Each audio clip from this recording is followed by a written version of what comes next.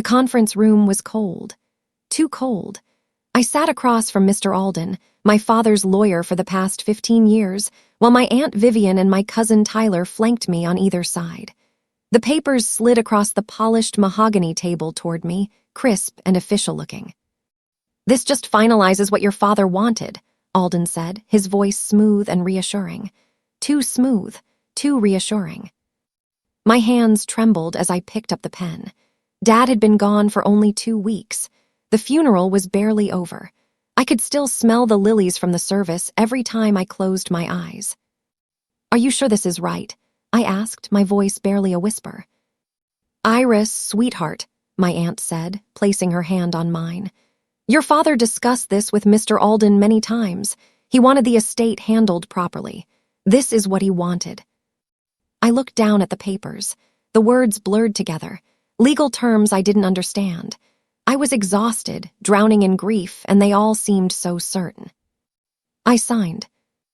Mr. Alden's lips twitched into something that almost looked like satisfaction. He gathered the papers quickly, efficiently. "Congratulations," he said. But he wasn't looking at me. He was looking at my aunt. My chest tightened. Something felt wrong, terribly wrong. My name is Iris Rivers, and until 2 weeks ago I had a father who meant everything to me. Dad owned a small hardware store in town. Nothing fancy, but it was his pride. He'd built it from nothing, working 16-hour days, always with a smile for his customers. Mom died when I was 7. After that, it was just Dad and me. We had our rituals: Sunday morning pancakes, late-night talks at the kitchen table, coffee together before he opened the store, his hands wrapped around his mug, steam rising between us. "You're going to do great things, Iris," he'd tell me. "Everything I've built is for you." When he collapsed at the store from a heart attack, my world shattered. One moment he was alive, laughing with customers. The next, he was gone. Aunt Vivian appeared at the funeral like a savior. "I'll help with the legal stuff," she promised, hugging me tight. "You just focus on healing." I trusted her. She was family. And Mr. Alden had handled Dad's legal affairs for years. Surely they knew what was best. Looking back, I realized how naive I'd been, how grief had made me vulnerable, how they'd counted on that. That night, I couldn't sleep. I kept replaying the signing in my mind. The way Alden had said congratulations to my aunt instead of me, the tight smile on Vivian's face, Tyler's smug expression as we left. My phone buzzed at midnight, a text from Tyler. "Hope it's all settled now. Fresh start for everyone." Fresh start, what did that mean? I tried calling my aunt, but it went to voicemail. I tried again an hour later, still voicemail. At 3 a.m., I sat at my kitchen table, staring at the copy of papers Alden had given me. The words seemed to swim on the page. Transfer of assets, reassignment of property, final settlement. Settlement of what? Dad's will should have been straightforward. He'd always told me everything would go to me. But these papers talked about family distribution and equitable division, terms that made my stomach turn. I remembered Alden's words. "You're just formalizing your father's wishes." But were they really his wishes? Or had I just signed away everything Dad had worked for? Dawn broke through my kitchen window, but I felt nothing but cold dread. I called Alden's office at 9 a.m. sharp. The receptionist answered, her voice professionally cheerful. "I need to speak with Mr. Alden about the papers I signed yesterday. I'd like a full copy of everything." "1 moment, please." She put me on hold. 5 minutes passed, then 10. Finally, she came back on the line. "Mr. Alden says you already have what you need. If you have questions, you'll need to schedule an appointment." "I just want copies of what I signed." "You'll have to speak with Mr. Alden directly about that." She transferred me. The phone rang once, twice, then Alden's voice clipped and cold. "Ms. Rivers, I want copies of everything I signed yesterday, complete copies." "You already have what you need." "No, I have summary papers. I want the full documents." A pause, then, "Those documents are being processed. You'll receive copies when appropriate." "When is appropriate?" "When the estate settles. "Good day, Ms. Rivers." The line went dead. I stared at my phone, my heart pounding. He'd hung up on me. My father's lawyer of 15 years had just hung up on me like I was a nuisance. That's when my fear turned into something sharper: suspicion. Dad's office at the hardware store had been locked since his death. I'd avoided going there, unable to face the space where he'd spent so much of his life. But now I needed answers. The key stuck in the lock, rusty from disuse. Inside, everything looked frozen in time. His coffee mug still sat on the desk, a ring of dried coffee at the bottom. Papers scattered across the surface. A photo of us from my college graduation. I started searching, carefully at first, then more frantically. The filing cabinets were mostly business records, invoices, receipts, tax documents. Then I found it, a locked drawer in his desk. I'd never noticed it before, but now I saw the small keyhole at the bottom right. I searched for the key, finally finding it taped under the desk drawer. Inside the locked drawer was a single folder. The tab read, "Estate Plan Confidential." My hands shook as I opened it. Inside was a will, unsigned but dated 3 weeks before Dad's death. I read through it, my eyes blurring with tears. Everything was left to me: the store, the house, his savings, everything. No mention of Aunt Vivian, no mention of Tyler. Just me. I drove straight to my aunt's house, the unsigned will clutched in my hand. She answered the door in a silk robe, clearly surprised to see me. "Iris, what a lovely surprise. Come in, sweetheart." I followed her to the living room, noticing how she avoided meeting my eyes. "I found something in Dad's office," I said, placing the will on her coffee table. "An unsigned draft of his will. It leaves everything to me. No mention of you or Tyler." She barely glanced at it. "Oh, that old thing. Your father changed his mind, honey. He wanted to make sure the family was taken care of." He never mentioned changing his mind to me. "Well, you know how he was, always worrying about being fair." She smiled, but it didn't reach her eyes. "He felt guilty that I'd helped him so much over the years, wanted to make sure Tyler and I were secure." "He never said that." "He wouldn't have wanted to upset you." The way her eyes flickered when she spoke told me everything. She was lying. She knew exactly what had happened. She and Alden had planned this. "I trusted you," I whispered. "And you can still trust me. This is what your father wanted, Iris. You need to accept that." But I couldn't. I wouldn't. The next morning, I stormed into Alden's office without an appointment. His receptionist tried to stop me, but I pushed past her. Alden looked up from his desk, annoyance flashing across his face. "Ms. Rivers, you can't just—" "I found my father's real will, the one that leaves everything to me." He leaned back in his chair, completely calm. "You found an unsigned draft, not a will." "Because he died before he could sign it." "Exactly, which means it's not legally binding." He folded his hands on his desk. "The documents you signed yesterday reflect the final arrangement. You signed willingly, Ms. Rivers. Everything was explained. You manipulated me. I was grieving and you took advantage." "I did no such thing. If you have concerns, you're welcome to consult another attorney. But those documents are legally binding. It's privileged now." He paused, letting the words sink in. "Not your concern anymore." That phrase burned into my mind. Not your concern.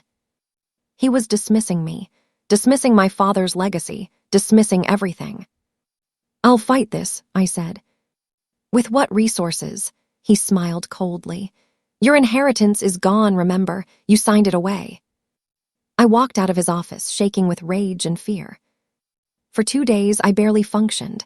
I called in sick to my job at the bookstore. I couldn't eat, couldn't sleep. Every time I closed my eyes, I saw Alden's smug face telling me it was not my concern. Then, while cleaning Dad's house, preparing to box up his belongings, I found something. An old USB drive stuck between books on his shelf. The label read, "Legal Backup." My heart pounded as I plugged it into my laptop. Inside were folders of documents, scanned receipts, business records, and a folder labeled Correspondence with Alden. I open it with shaking hands. Email after email. Dad asking questions about his will. Alden's responses, always professional, always reassuring. Then, at the bottom, the most recent email, dated 2 days before Dad's death. Final will draft attached for your review. Per your instructions, Iris as sole beneficiary. Please review and let me know if any changes needed before signing appointment next week. Attached was a PDF of the unsigned, I'd found. Dad had never changed his mind. He'd been planning to sign it the week after he died, but his heart attack had stopped him. And Alden had used that opportunity to rewrite everything. I had proof now, proof that Alden knew what Dad really wanted. I found a new attorney through a friend's recommendation. His name was James Thornton, and his office was small but professional. He listened carefully as I explained everything, then asked to see the papers I'd signed. I'd managed to get copies from the county records office. When I handed them to him, he spent 20 minutes reading in silence. Then his face went pale. "Ms. Rivers, do you understand what you signed?" I thought it was just paperwork, finalizing the estate. "No," he shook his head slowly. "You signed a full reassignment clause. You handed over your entire inheritance to your aunt and cousin." The room spun. "Can I undo it?" He flipped through the pages, his finger tracing the dense legal text. Then he stopped. His eyes widened. "What?" I asked. "There's a clause buried in here. Page 17, section 12, subsection D." He pointed to a paragraph in tiny print. It says, "Subject to awareness clause, reversion possible if beneficiary identifies error within 90 days. My pulse spiked. What does that mean? It means if you can prove you didn't understand what you were signing, you have 90 days to reverse it. This clause shouldn't be here. It's unusual, almost like..." He looked up at me, like someone wanted a safety net. "Would Alden have put that in?" "Not if he was trying to defraud you. This feels like a template clause he forgot to remove." Hope surged through me for the first time in days. "So I can get it back." "If you can prove fraud or manipulation within 90 days of signing." "When did you sign?" 12 days ago. He calculated quickly. "That gives us 78 days. We need to gather evidence, everything you have." James's advice was clear. Stay quiet. Don't let Alden or my aunt know I discovered the clause. Let them think I'd given up. Meanwhile, I became a detective. I started recording every phone call with Alden's office. I sent casual emails to his receptionist, asking innocent questions about the paperwork process and how estates usually work. Every response became evidence. I visited Dad's accountant, pretending I just wanted to understand his finances. I talked to his business partner, asking about his plans for the store. Each conversation added another piece to the puzzle. At night, I organized everything: emails, recorded calls, the unsigned will, the USB drive with Dad's correspondence. James helped me build a timeline showing exactly how Alden had manipulated the situation. "We need to show he took advantage of your grief," James explained. "That he deliberately misled you about what you were signing." "He did. He absolutely did." "I know, but we need to prove it in court." Days ticked by, 20, 25, 30. Every day I played the role of the defeated daughter who'd accepted her loss. Every day I gathered more evidence. And every day, my resolve grew stronger. On day 35, Aunt Vivian called. Her voice was sweet, concerned. "Iris, honey, I feel terrible about how things have been between us. Why don't you come over for dinner? Let's clear the air." Every instinct screamed not to go. But James had suggested I should accept any interaction, record it, see what they'd reveal. I arrived at her house with my phone recording in my purse. Tyler was there too, looking smug as always. Dinner was uncomfortable. Small talk about weather and town gossip. Then, over dessert, Vivian said casually, "Mr. Alden is handling the property transfer next week.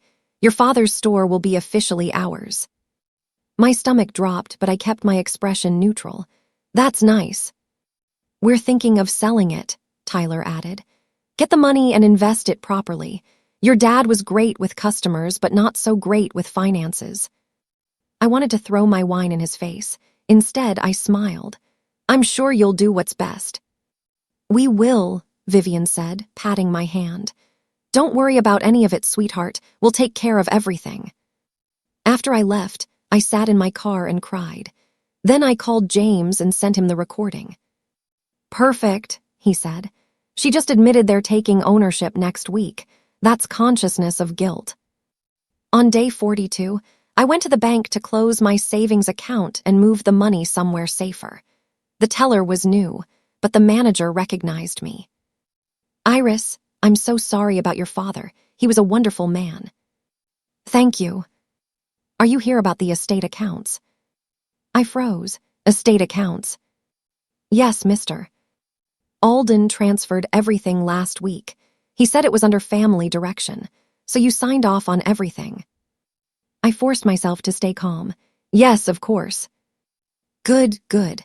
Your father would be happy knowing it's all handled properly. After I left the bank, I called James immediately. They've already started moving the money, I told him. This is happening faster than we thought. How many days has it been? 42. We have 48 days left. We need to move carefully but quickly. I'm drafting the lawsuit now. Every piece of evidence made the picture clearer. Alden and Vivian had orchestrated everything.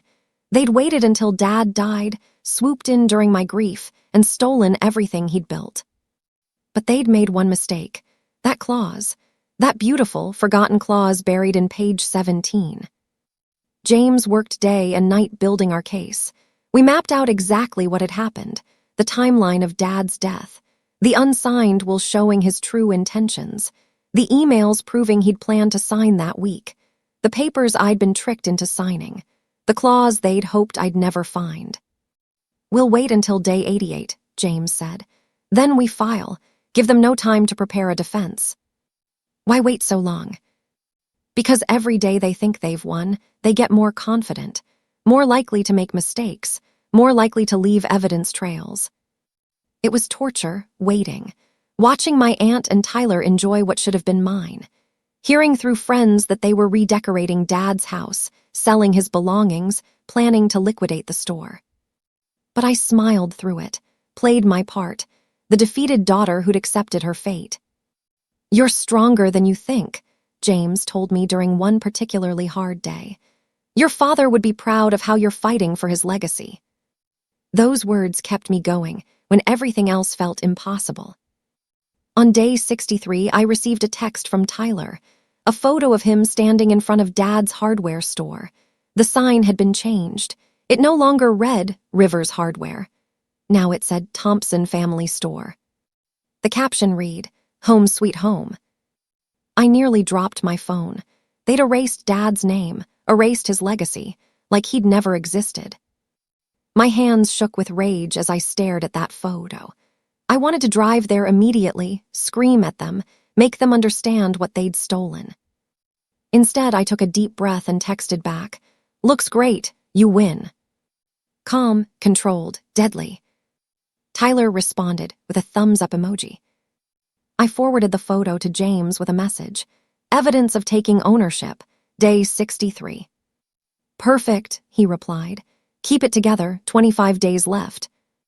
That night, I sat in my apartment and let myself cry, not from defeat, but from exhaustion, from the weight of carrying this secret, from the pain of watching my father's memory be destroyed.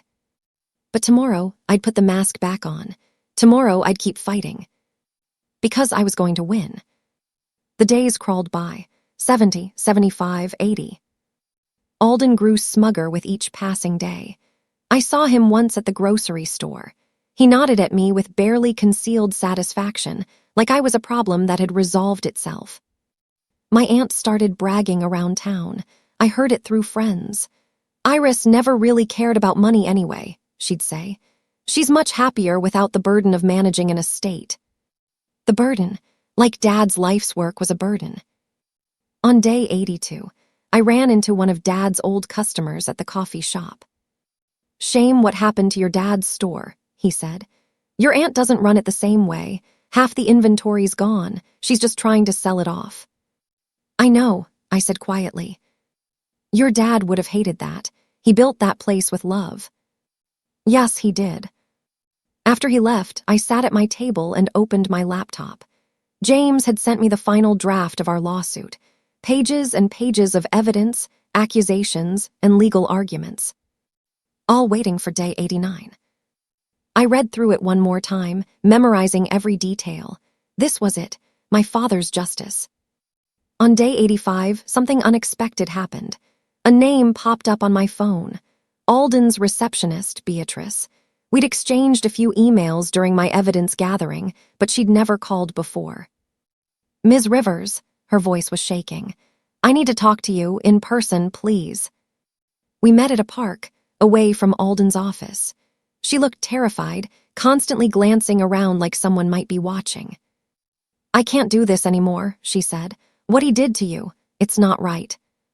What do you mean? Mr. Alden told me to shred all the old drafts of your father's will, the ones that left everything to you. He said they were just drafts, not important, but I knew your father. He came to the office so many times, talking about how he wanted to make sure you were taken care of. My heart pounded. Did you shred them? She shook her head. I couldn't. I kept digital copies, backed them up to my personal email. I knew something was wrong, but I needed this job. I have kids, She started crying. I'm so sorry. I should have said something sooner. It's okay, I said, gripping her hand. Can you send me those files? Yes, but you can't tell anyone they came from me. Please, I'll lose everything. I promise. Thank you, Beatrice. Thank you so much. That night, the files arrived. Draft after draft of Dad's will, all with the same message, everything to Iris. The final version, dated 3 days before his death, with Alden's electronic signature confirming receipt. The smoking gun we needed. Day 88, the night before we'd file the lawsuit. I couldn't sleep. I lay in bed, staring at the ceiling, rehearsing everything in my mind.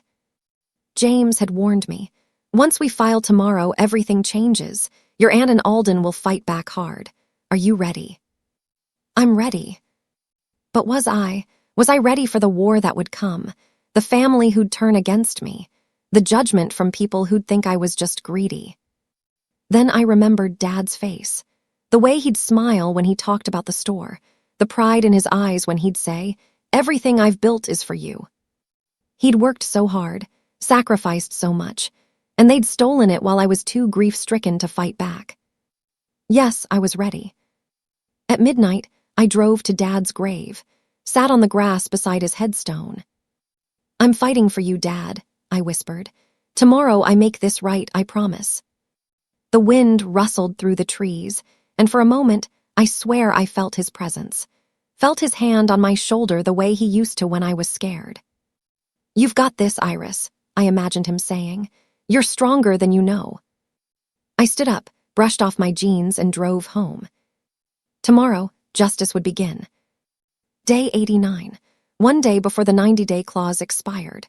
James filed the lawsuit at exactly 9 a.m. The petition hit the county courthouse system. Fraud, legal malpractice, inheritance manipulation. Requesting full investigation and immediate freeze on all asset transfers. By 10 a.m., the court had issued a temporary restraining order. Everything was frozen. My aunt couldn't sell anything. Alden couldn't move any more money. Everything stopped. I was at work, shelving books, when my phone exploded with texts and calls. My aunt, Tyler, numbers I didn't recognize. I ignored them all. At noon, James called. It's done. They've been served. Alden knows, your aunt knows, and they're panicking. Good. There's going to be a preliminary hearing in 3 days. We'll present our evidence. The judge will decide if there's enough to proceed to trial. There's enough, I said. I know, but prepare yourself. They're going to fight dirty. An hour later, someone started pounding on the bookstore door. I looked up to see Alden, his face red with rage. I unlocked the door. He stormed in. You don't know what you're doing, he hissed. You'll destroy your family, ruin your aunt's life. For what? Money. I looked him dead in the eye. You already destroyed my family. I'm just making sure everyone knows it. This lawsuit won't go anywhere. You can't prove. I can prove everything. Every lie, every manipulation. That clause you forgot about, I found it, and I found a lot more. His face went white. For the first time, I saw fear in his eyes. You're making a mistake, he said quietly. No, Mr. Alden, you made the mistake. I walked away, leaving him standing in the bookstore entrance. My hands were shaking, but I was smiling. The next few days were chaos. My phone never stopped ringing. Aunt Vivian left tearful voicemails. How could you do this to family? Tyler sent threatening texts. You'll regret this. Friends from town started taking sides. Some supported me. Others thought I was being vindictive, greedy, unwilling to share. She's destroying that poor woman over money, I heard one person say at the grocery store. Her father would be ashamed. It hurt. Every word, every judgment, every person who looked at me with disgust. But I kept going. James prepared me for the hearing. They'll try to paint you as unstable, grief-stricken, opportunistic. You need to stay calm, stay focused, and let the evidence speak for itself. The night before the hearing, I couldn't eat, couldn't sleep. I kept imagining what would happen if we lost, if the judge dismissed the case, if Alden's connections and experience outweighed our evidence. You won't lose, James assured me. The evidence is overwhelming. That clause alone is enough. But with Beatrice's files, the emails, the recordings, we have everything. What if it's not enough? Then we appeal, we fight harder. But trust me, Iris, tomorrow we win. I wanted to believe him, needed to believe him. Tomorrow would change everything. The courthouse was old, with high ceilings and dark wood paneling. I arrived early with James, both of us carrying boxes of evidence. My aunt arrived 20 minutes later, dressed in pearls and a designer dress, looking like the victim. Tyler walked beside her, his arm protectively around her shoulders. Alden came last, his expression cold and calculating. We took our seats on opposite sides of the courtroom. I could feel their eyes on me, burning with hatred. The judge entered, an older woman with sharp eyes and no-nonsense demeanor, Judge Patricia Winters. This is a preliminary hearing, she announced. I'll hear arguments from both sides and determine if there's sufficient evidence to proceed to trial. Mr. Thornton, you may begin. James stood, confident and prepared. Your Honor, this case is about a predatory lawyer who took advantage of a grieving daughter. Ms. Rivers signed documents she didn't understand, manipulated by family she trusted during the most vulnerable time of her life. He laid out our case methodically. The unsigned will showing Dad's true intentions, the emails proving Dad had planned to sign it, the documents I'd been tricked into signing, the recordings of my aunt and the bank manager. Then he got to the most important part. Your Honor, buried in the documents Ms. Rivers signed is a clause, an awareness clause allowing reversal within 90 days if the beneficiary identifies an error. He held up the document, the clause highlighted in yellow. We filed on day 89, one day before expiration. The courtroom was silent as James continued. This clause shouldn't exist in a legitimate document. It's a template error, left in accidentally. But it proves one critical thing. Even in his deception, Mr. Alden couldn't completely hide the truth. Alden's lawyer objected. Your Honor, my client acted in good faith. Ms. Rivers was properly advised.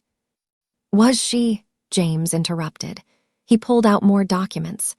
Because according to these emails between Mr. Alden and Beatrice Torres, his assistant, he ordered her to destroy all previous drafts of the will, the ones that left everything to Ms. Rivers. Gasps rippled through the courtroom. My aunt's face went pale. Those files were backups, Alden's lawyer sputtered. Standard procedure. Standard procedure doesn't include destroying evidence, Judge Winters said coldly. She looked at Alden. Did you order your assistant to shred documents? Alden stood slowly. Those were drafts, not final documents. Answer the question. Did you destroy evidence of Mr. Rivers' true wishes? A long pause. Then, quietly, I may have instructed her to clear old files, but— That's a yes, the judge said. She turned to James. Do you have proof of this? Yes, Your Honor. Ms. Torres kept digital copies. She's prepared to testify. The judge's expression hardened. She looked at the documents, then at Alden, then at my aunt. This hearing was supposed to determine if there's enough evidence to proceed to trial. But what I'm seeing here is clear fraud, clear manipulation, and clear destruction of evidence. My heart pounded. The temporary restraining order remains in effect.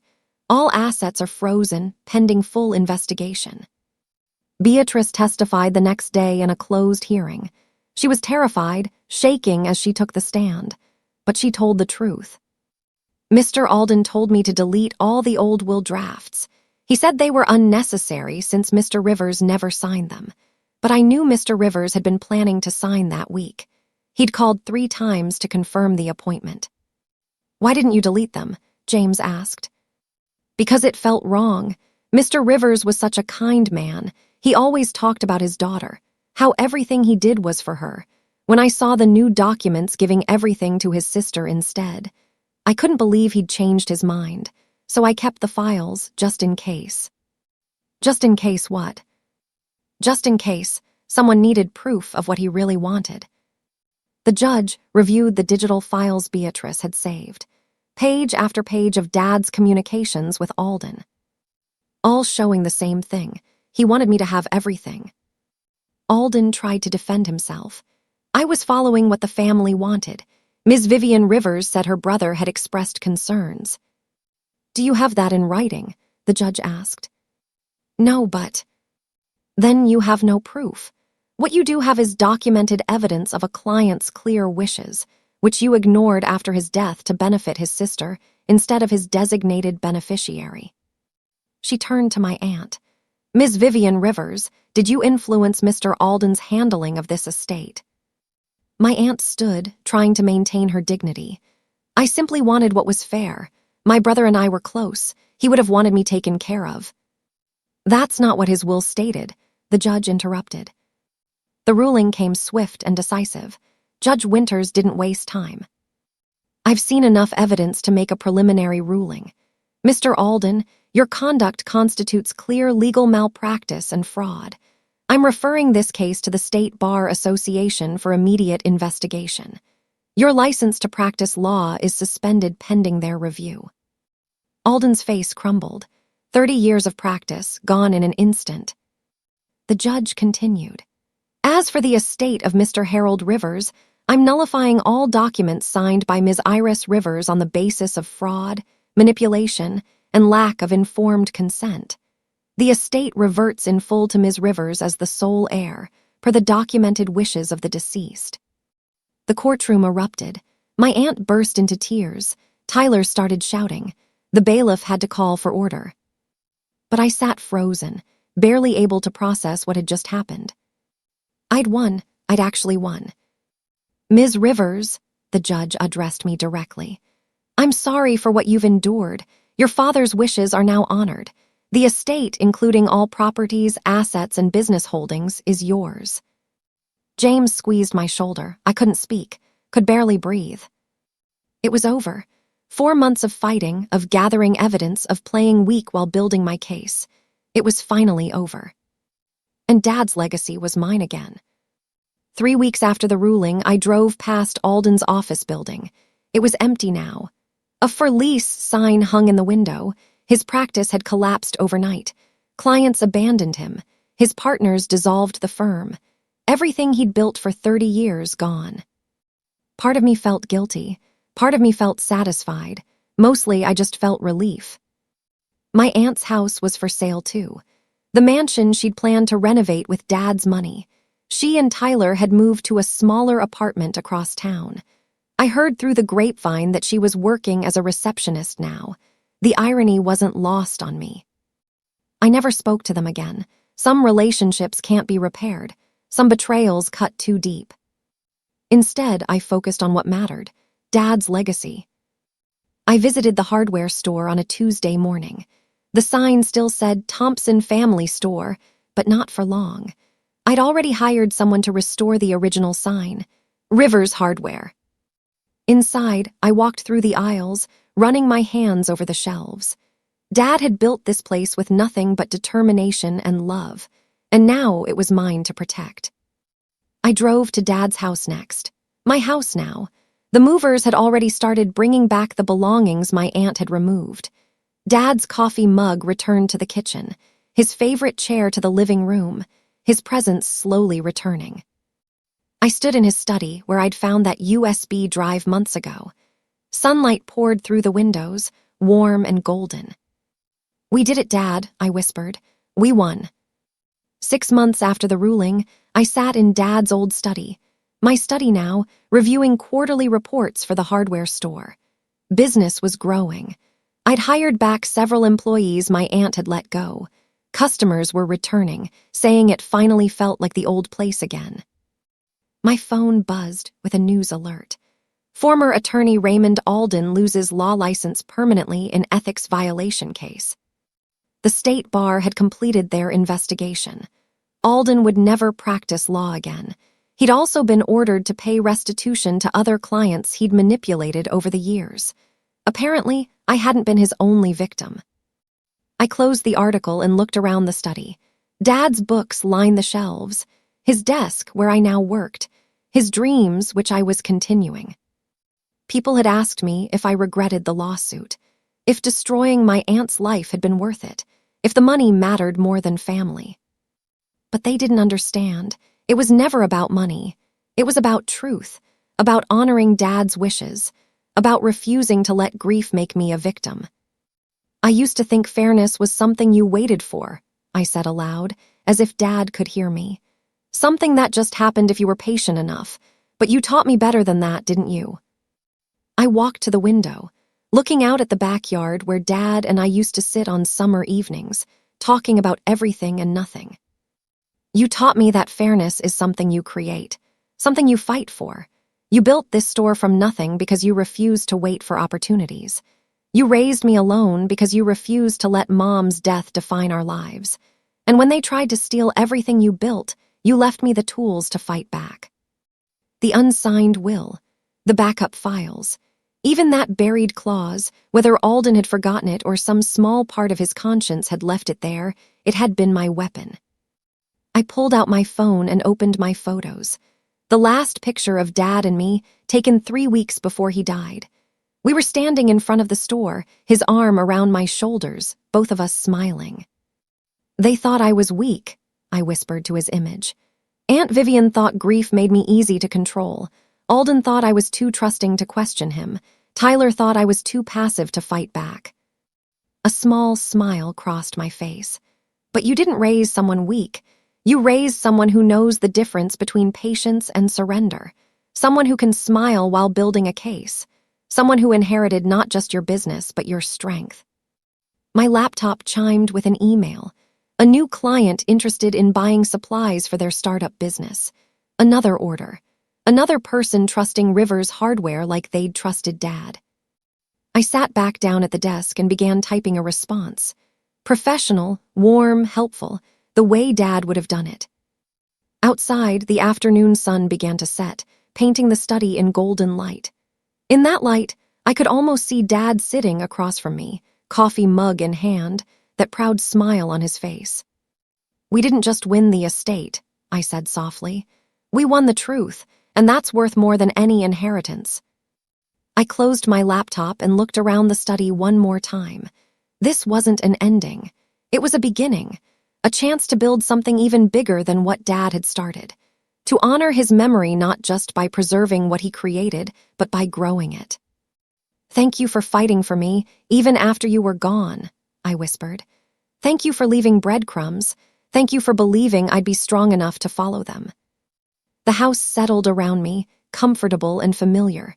Mine now, not because someone gave it to me, but because I'd fought for it, because I'd refused to let lies become the final chapter of Dad's story. I stood up, stretched, and walked to the kitchen. Tomorrow, I'd meet with the contractors about expanding the store. Next week, I'd interview candidates for a new manager position. Next month, I'd attend a small business owners conference Dad had always wanted to go to. But tonight, I'd make coffee in Dad's favorite mug, sit in his favorite chair, and just be grateful. Grateful for his love, grateful for his lessons, grateful that when it mattered most, I'd found the strength to honor everything he'd taught me. Alden had tried to erase Dad's legacy. Aunt Vivian had tried to rewrite his final wishes. Tyler had literally changed the sign on his store. But I'd changed it back, and not just the sign. I'd restored the truth, and in doing so, I discovered something important about myself. I wasn't just Harold Rivers' daughter anymore. I was Iris Rivers, businesswoman, fighter, and guardian of a legacy that deserved protection. They'd counted on me being too weak to read the fine print, too trusting to question their motives, too grief-stricken to fight back. They'd forgotten that I was my father's daughter. And that was their biggest mistake. I raised my coffee mug toward the photo on the desk, Dad and me smiling together. To new beginnings, I said, and to never forgetting where we came from. The house seemed to warm around me, as if in agreement. Justice hadn't just been served. It had been earned, fought for, and won. And that made all the difference.